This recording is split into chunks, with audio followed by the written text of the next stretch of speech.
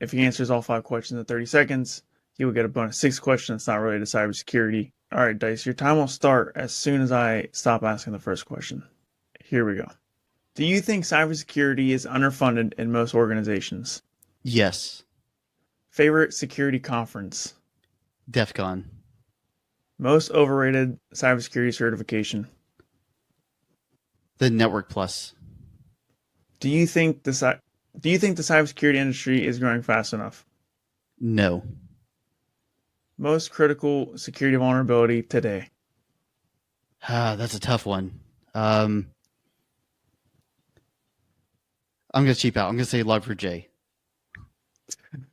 That was just over 30 seconds. So I'm gonna give it to you because we're going over the internet and there's latency and stuff. So I'm gonna give it to you.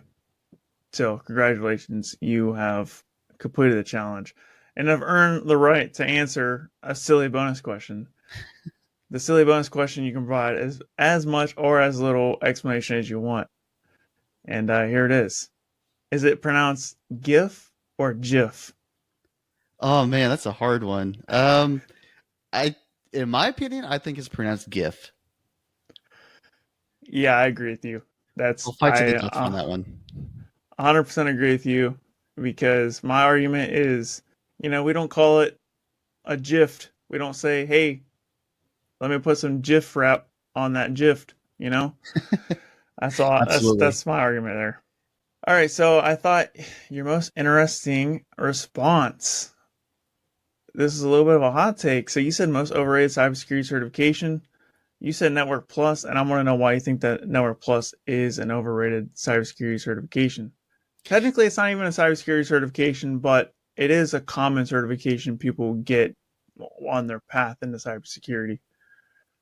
Right. The reason why I think it's an overrated certification is because there are so many companies, especially starting out, that are wanting to see your Network Plus, your Security Plus, some of these lower level positions or certifications rather. That yeah, they're great in the long term for a kind of a foundational knowledge, but they in pen testing and offensive security, they don't really do a ton for you. Yeah, I agree with that. Like, I mean, I feel like it's not like a hard requirement for the Network Plus.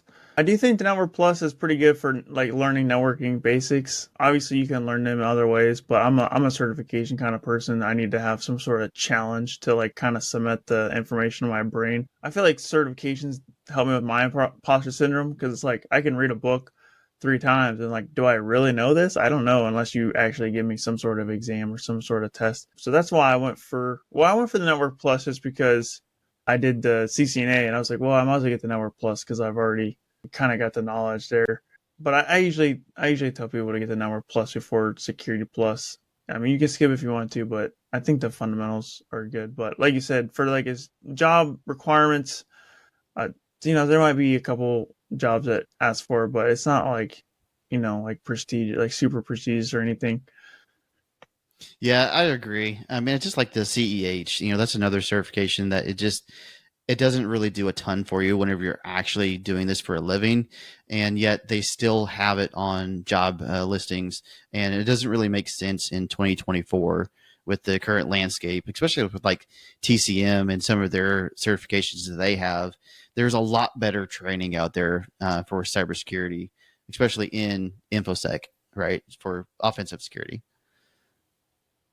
Yeah, it's funny you mentioned CEH because I asked this question on another episode before, and the response was OSCP, which was kind of mind blowing to me because I love the OSCP.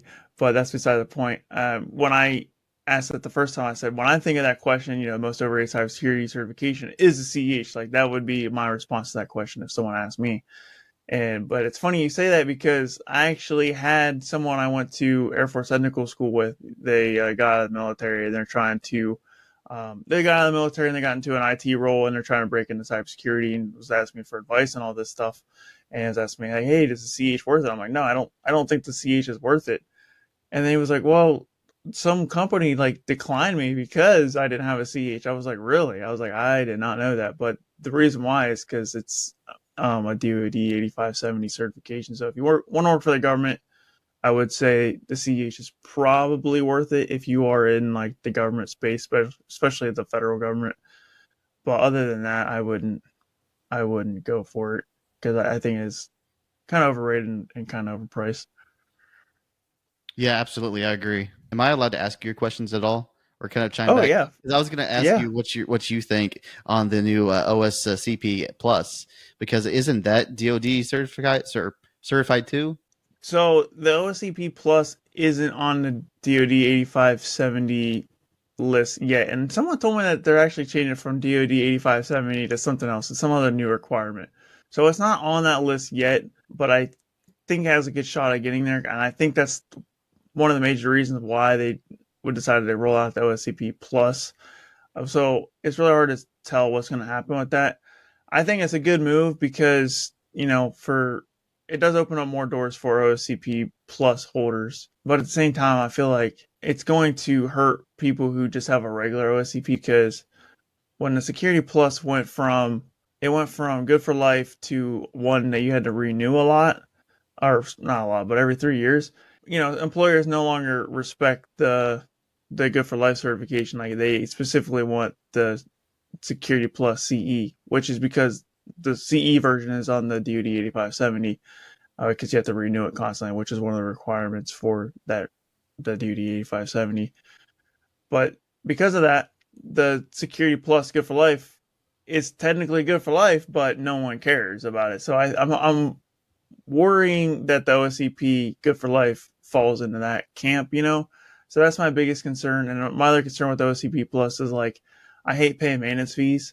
So I'm hoping that they're affordable, which let's be honest here, they probably won't be because, OffSec stuff is really Yeah, expensive.